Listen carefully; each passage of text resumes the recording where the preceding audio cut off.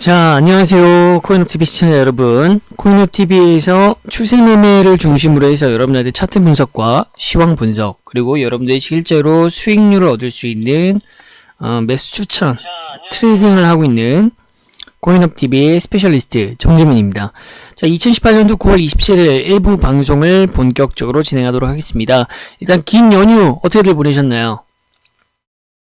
어떤 분들은 오랜만에 긴 연휴를 이용해서 휴일을 제대로 보내신다거나 가족과의 시간을 보내시면서 코인의 코자도 생각이 안 났다, 생각은 났지만 볼 수 있는 짬이 안 났다 하시는 분도 계실 거고, 휴일에도 불구하고 저처럼 모니터 앞에서 또는 핸드폰을 놓지 못하고 시세 알람이라든가 등등등등, 네, 끝까지 연휴를 연휴처럼 모시고 오히려 더 많은 시간을 이 코인 투자에 할애하신 분들도 계실 겁니다.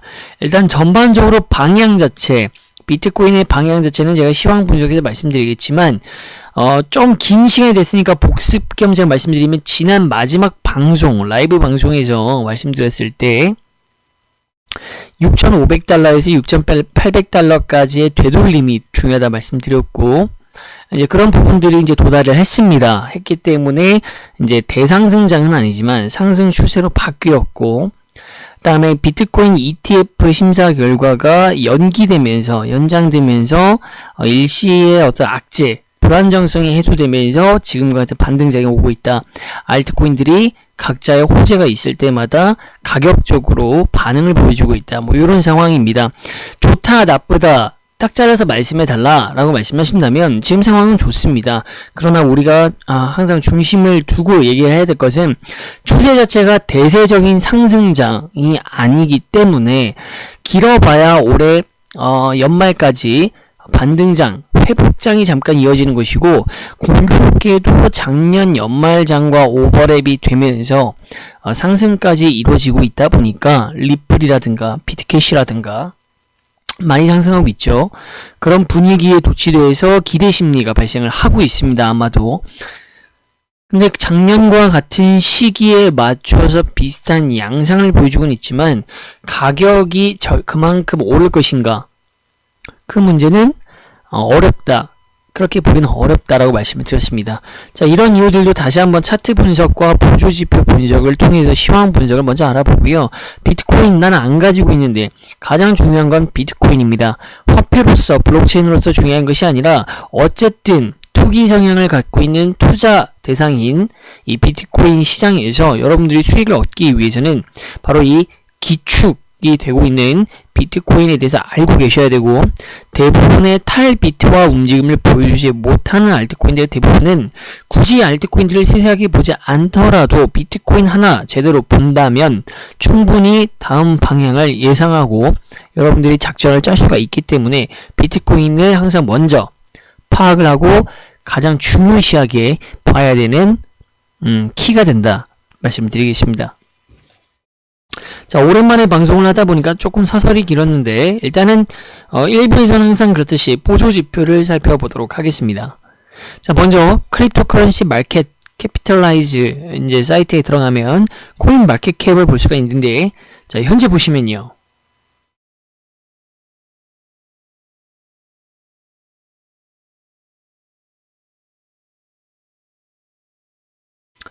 마켓 캡이 2161억 달러를 현재 달성하고 있다. 자, 지난주 방송 막간에서는 2000억 달러를 넘는 것까지 확인을 했습니다. 근데 그 전에는 바로 1800억 달러, 1900억 달러, 이렇게 보조지표, 시총이 나타내는 지표가 굉장히 좋지 않았다. 이것을 나타내는 바로미터는 뭐라고 말씀드렸죠? 항상 2000억 달러는 무너지면 굉장히 시총만 가지고 시장 상황을 판단할 때 매우 좋지 않은 상황이다 라고 말씀드렸고요. 좋은 상황이려면 2000억 달러가 넘은 지금과 같은 상황인가요? 그렇지는 않다라는 겁니다. 이건 당연한 것이고요. 3000억 달러 또는 2000억 달러 후반대는 돼야 상승장 또는 반등장에 대한 모색을 할 수 있다라고 제가 말씀드렸던 거 기억나시죠? 현재는 2천억 초반이기 때문에 아직 회복세에 그치지 못하고 있다. 시총은 그렇습니다. 자, 다른 코인들, 비트코인을 중심으로 해서 다른 코인들은 어떠한 그래프들을 지금 현재 곡선을 그려주고 있는지 전체적으로 한번 살펴볼까요?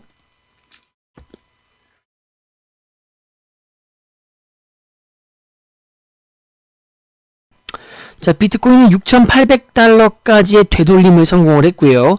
지지를 형성하는 듯하였으나 지금은 매도 기간에 따라서 하락 조정, 그리고 반등 다시 조정 하면서 삼각 수렴 형태를 띠고 있다 라고 말씀드릴 수 있을 것 같습니다.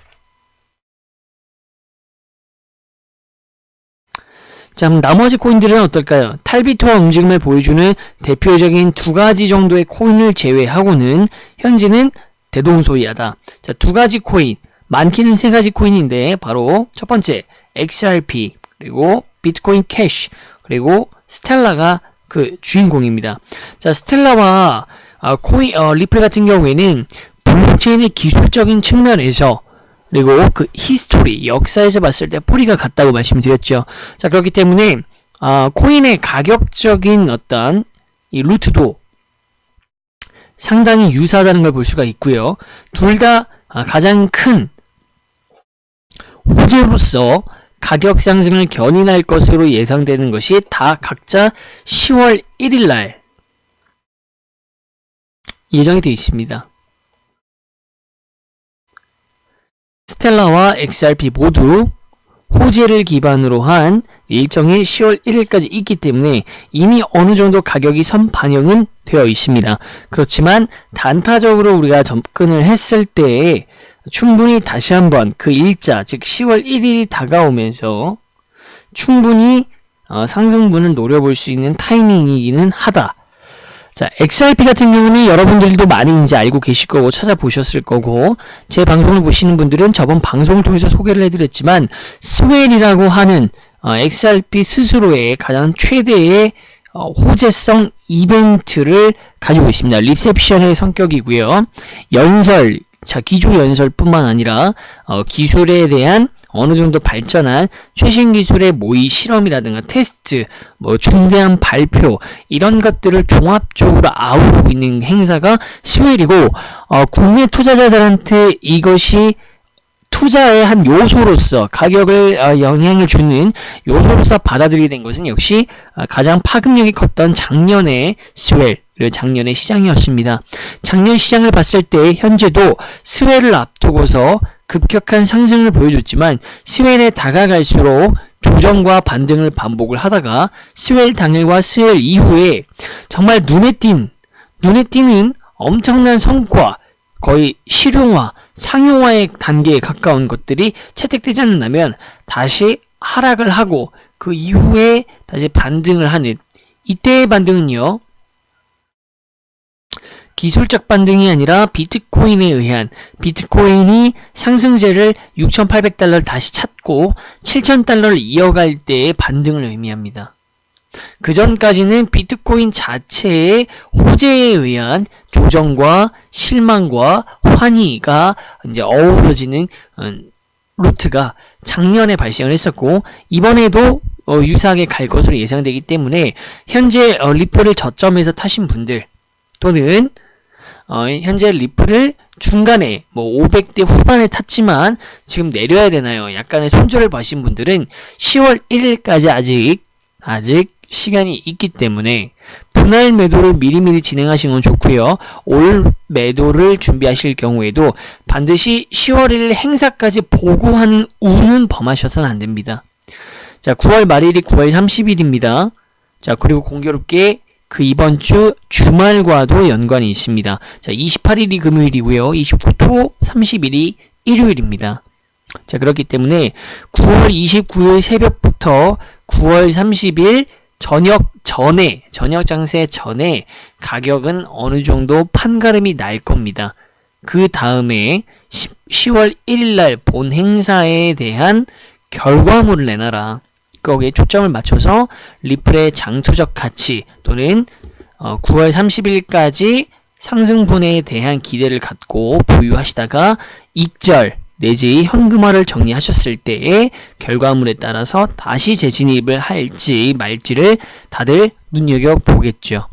스텔라 같은 경우에는 조금 더 이것이 극명합니다. 10월 1일 날 라이트닝 네트워크 베타라고 하는 이제 자체적으로 자체적인 네트워크 속도라든가 이런 것들 플랫폼에 대한 테스트 베타 버전이 이제 실행이 되고 있기 때문에 가격이 굉장히 선반영이 되었고, 지금 리플과 스텔라가 비트코인과 다르게 비슷하게 움직이는 것 같지만 지금 현재 기울기 면에서 완만하게 횡보를 하고 있는 것, 탈비트와 움직임을 조금 강하게 보여주진 못하지만 이전에 강하게 보여줬기 때문에, 그리고 10월 1일이라고 하는 호재를 이끌었던 본 행사에 가까워짐에 따라 하락을 하진 않지만 차트가 하락을 하는 기울기를 보여주지 않지만 횡보를 하고 있는, 어쨌든 탈비트와 움직임을 언제든지 보여줄 수 있는 예열 상태에 있다라고 말씀드릴 수 있을 것 같고요.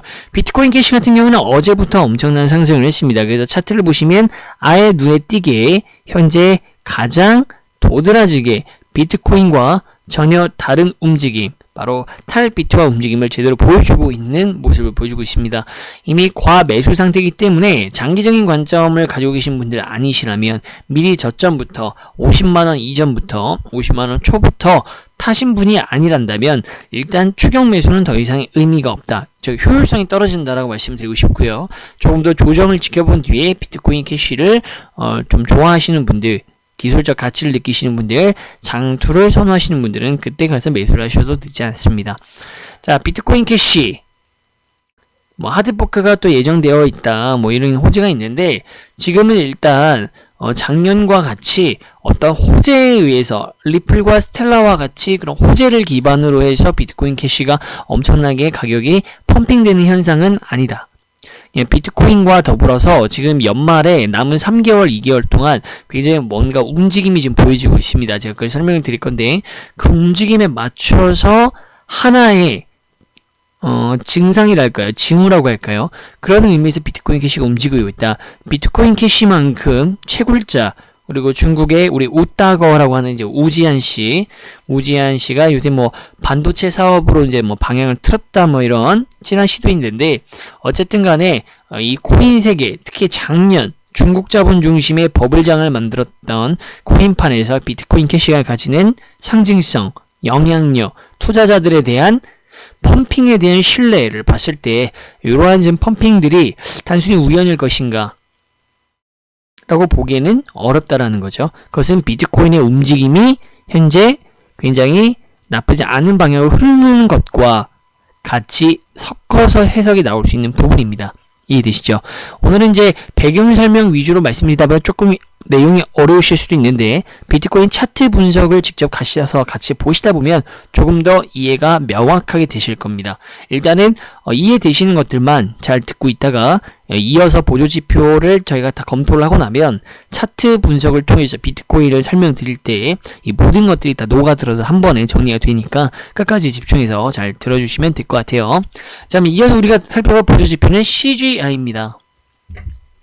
현재까지도 트렌드가 바뀌지 않았기 때문에 시총이 증가한 만큼 CGI도 증가하고, 비트코인 도미넌스는 그만큼 증감에서 감소 쪽으로 줄어들었을 것이다 가 반영이 되어 있고요. CGI는 안타깝게도 조금 아쉽지만 300포인트를 넘지는 못하고 있다.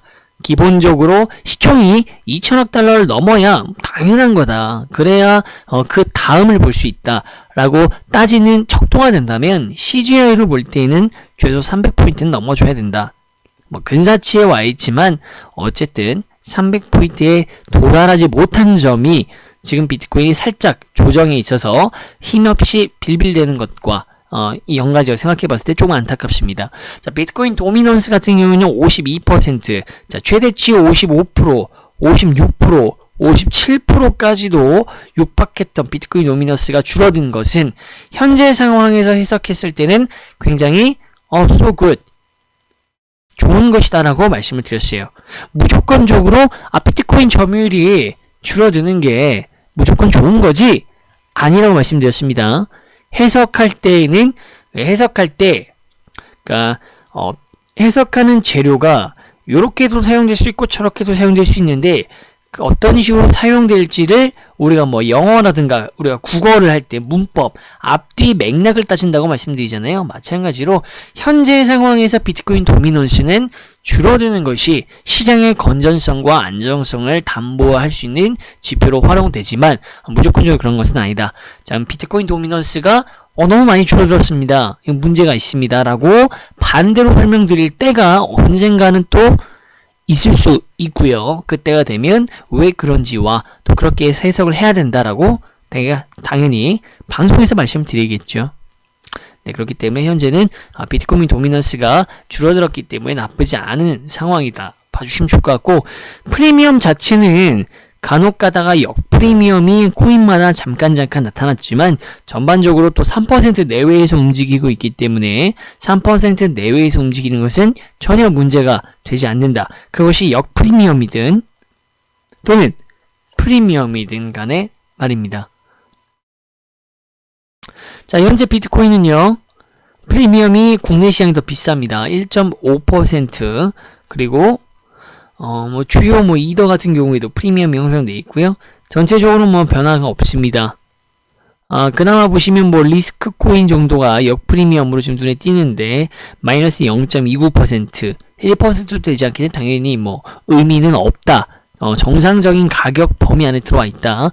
라고 보시면 될 것 같고, 또 오늘 처음 방송을 들으시는 분들을 위해서, 또 과거에 방송 들으신 분들은 많이 들으셨겠지만, 이렇게, 프리미엄이 20%인데, 저 코인은 위험하군, 거품이 꼈군, 14%군. 자, 이런 것들은 현재보다 거품이 끼거나 버블이 낀 것이 아니라 현재 시장 상황을 봤을 때 그럴 수가 없고요. 아직도 국내 시장의 일부 거래소에 해당되는 코인이 똑같은 A코인이다 하더라도 가두리라고 하죠. 우리가 입출금을 코인 간의 전송을 자유롭게 못하게 함으로써 시세를 좀 교란시키는 것인지, 교란이 되는 것인지, 그것을 특정지어서 제가 오피셜이라 말씀드릴 수는 없지만, 어쨌든 시장이 가격을 이렇게 맞춰지지 못하고 다 같이 3% 내외로 있어야 되는데 이게 교란 작용을 하는 것은 분명한 것이니까요. 그것은 중소형 거래소들, 일부 거래소들의 코인의 가격이 다음과 같기 때문에 나타나는 현상. 그래서 국내 평균적인 해당 코인들의 가격이 높아질 수밖에 없다 보니까 해외 시장에 있는 거래소 코인보다는 비싸게 측정될 수밖에 없다라는 것이죠. 자, 선물 시장에도 지금과 같은 분위기가 조금 의미 있게 변화가 되고 있습니다.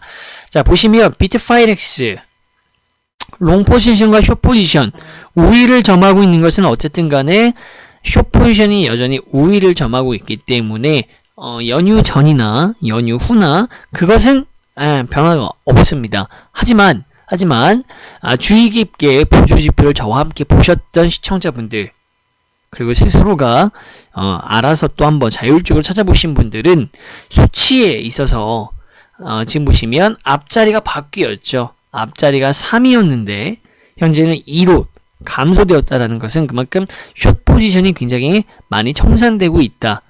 손바꿈도 많이 일어나고 있다라고 봐주시면 될 것 같고, 조만간 제가 봤을 때 롱 포지션이 조금 더 예년처럼 약 2달 전까지만 해도 약 8개월 동안 올 시장 기준으로 봤을 때 롱이 거의 리드를 했기 때문에 그러한 시장 상황이 남아있는 2개월, 3개월간의 2018년도 시장에서 나타날 거라고 예상을 하고 있습니다. 자, 그러면 이렇게 시장 전체적인 상황을 보았고요. 보조지표 중에서도 이제 비트코인의 시총이나 CGI가 다소 좀 올랐고 회복이 되었고, 프리미엄은 문제가 없는 상황에서 비트코인이 숏 포지션도 많이 줄어들었다. 그렇기 때문에 현재의 비트코인의 반등 그리고 조정 이런 것들을 6,400달러 선에서 유지할 수가 있다더라. 이렇게 이해가 맥락이 되셔야 됩니다. 자, 이제 실제로 비트코인 차트를 통해서 연휴 동안 어떤 움직임이 있었고 왜 그렇게 해왔으며 앞으로는 그러면 어떻게 움직일 건데 우리는 어떻게 대응을 해야 될까를 비트코인을 가지고서 설명드리고, 그것은 곧 알트코인과도 연관지어서 생각하실 수 있다라고 말씀을 드리고 있습니다.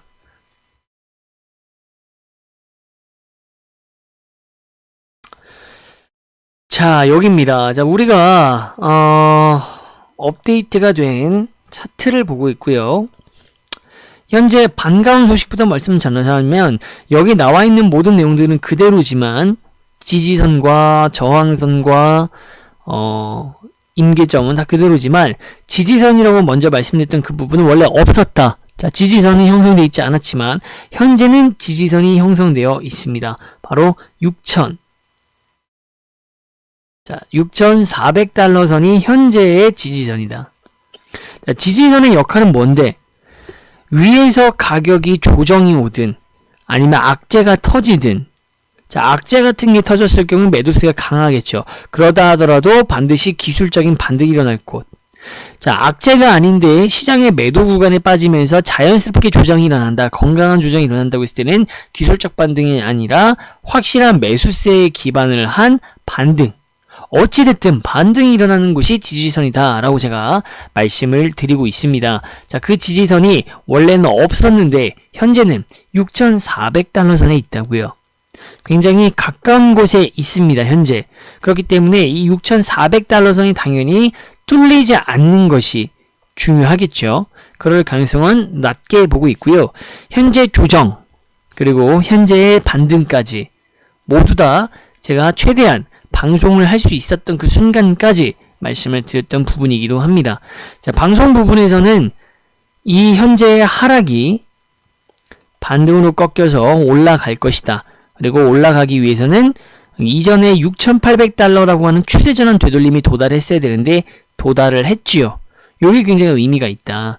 6,500달러를 아무리 뚫어봐야 의미가 없었습니다. 굉장히 강한 저항선이었기 때문에 자, 빨간색 표시가 이 치러진 부분들 절대 뚫을 수 없고 닿기만 하면은 매도 압박의 질에 놀라서 알아서 눌림을 당하던 이 구간들 6,500달러죠. 자, 6,500달러 저항선을 뚫는다고 해서 그러면 회복이다? 아니다. 6,800달러 선까지 피보나치 비율을 기준으로 했을 때 되돌림의 값이 이루어져야 된다. 그것이 어디서 나타났습니까? 바로 이 부분에서 나타난 거죠. 그렇기 때문에 이제는 상승장이다가 아니라 회복을 위한 반등이 이제 시작이 되는 거기 때문에 조정이 일어나더라도 비트코인이라든가 알트코인의 매수는 가능하다라고 텔레그램 또는 라이브 방송을 통해서 말씀드리고 있는데 그것에 따라서 이미 반등은 한 차례, 자, 한 차례 보이시죠? 이 부분 한 차례 반등은 발생했다. 자, 지우개로 지우고 천천히 한번 좀 볼까요?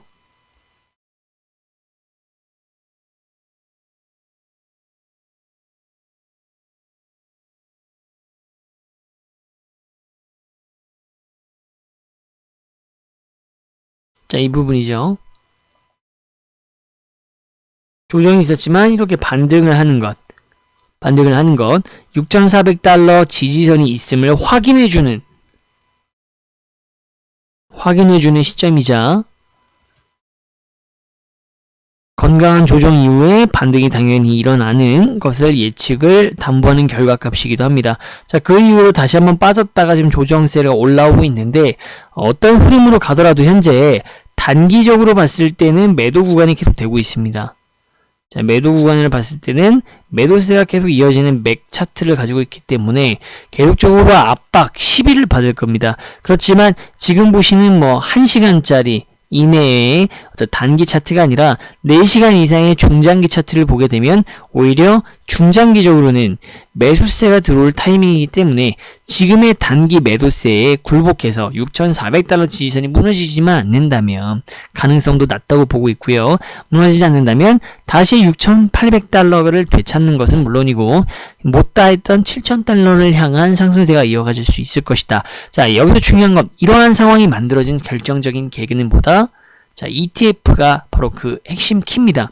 자, ETF가 9월 말에 발표가 된다고 했을 때 어떻게 발표가 났습니까? 됐나요? 안 됐나요? 연기가 됐습니다.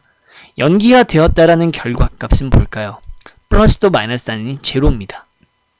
제로는요, 굳이 말하자면 플러스에 가까울까요? 마이너스에 가까울까요? 제로는 일단 플러스에 가깝습니다. 왜 그럴까요? 자, ETF가 불발되면요, 당연히 일시적인 어디까지일지 모르지만 가격이 6K까지 열려있던 상태, 임계점까지 6K까지 열려있던 상태에서 추가 하락은 막을 수가 없었을 겁니다.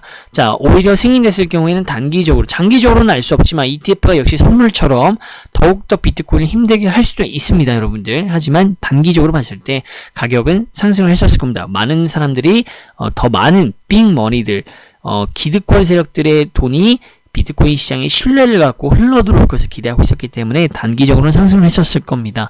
자, 그런데 상승할지 안 상승할지 모르다 보니까 제가 눈치 싸움을 하고 있는 것 같다라는 것을 6500 저항선을 뚫지 못하고 되게 느릿느릿 움직이는 이때의 움직임들을 가지고 그렇게 말씀을 드렸어요, 방송에서. 자, 그랬던 것들인데 갑자기 연기가 되었다. 그럼 지금 당장 이것 때문에 불안해할 필요가 전혀 없다라는 겁니다. 이거 안 되면 어떡하지? 되면 좋지만 안 되면 어떡하지? 되면 좋지만 안 되면 어떡하지? 라고 하는 FUD, 이런 것들이 해소가 된 겁니다. 해결이 된 것이 아니라 일시적으로 연기가 되면 해소됐기 때문에 당장 연말입니다. 지금 12월까지 9월달, 10월달, 11월달, 9월달 다 끝났으니까 10, 11, 12 3개월 동안 공교롭게도 연말의 상승장, 작년에 그 경험, 환희, 광기를 기억하셨던 많은 분들이 비슷한 이 시점에 와서 갑자기 이러한 불분명한, 악재가 될지 호재가 될지 불분명한 이슈가 내년 2월로 연기가 됐다. 그리고 덩그러니 우리가 기억했던 좋았던 따뜻했던 봄날만이 우리를 기다리고 있다라는 것.